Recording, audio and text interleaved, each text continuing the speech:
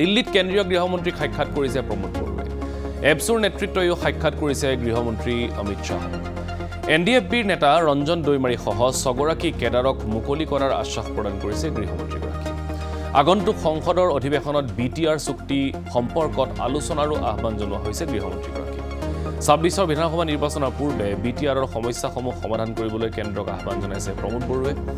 ইফালে কাৰ্বি আংলঙৰ বড়ো কছাৰীসকলক ভৈয়াম জনজাতিৰ মৰ্যাদা দিয়াৰো দাবী জনোৱা হ'ল এই বৈঠকতে।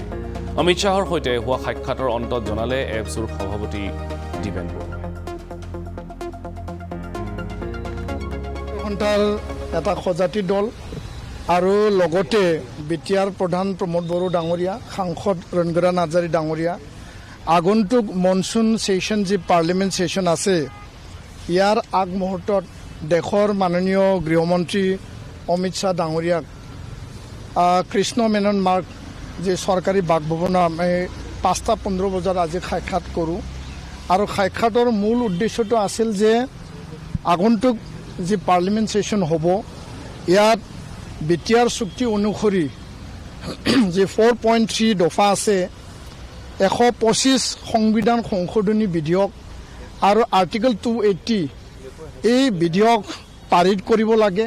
কাৰ্বি আংলঙৰ বড়ো কছাৰীক পাৰ্বত্য জিলাৰ মৰ্যাদা প্ৰদান কৰিব লাগে বড়ো চুক্তি অনুসৰি, আৰু কাৰ্বিসকলক ভৈয়ামৰ জনজাতি মৰ্যাদা প্ৰদান কৰিব লাগে।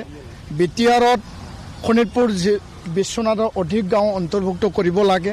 ৰঞ্জন দৈমাৰীসহ আন কেডাৰ ছগৰাকী তেওঁলোকৰ এতিয়াও জেলত আছে, তেওঁলোকক মোকলাই দিব লাগে।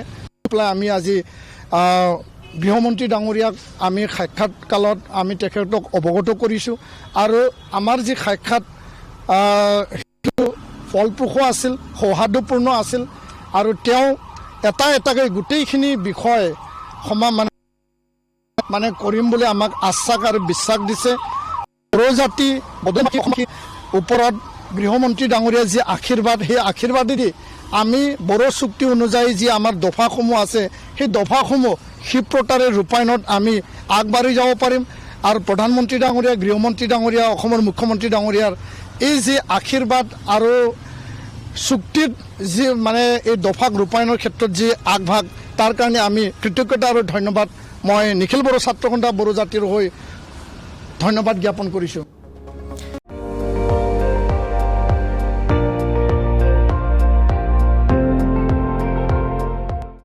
আপুনি চাই আছে ND24, সৰ্বশ্ৰেষ্ঠ নহয় সৰ্বোত্তমৰ দৌৰা।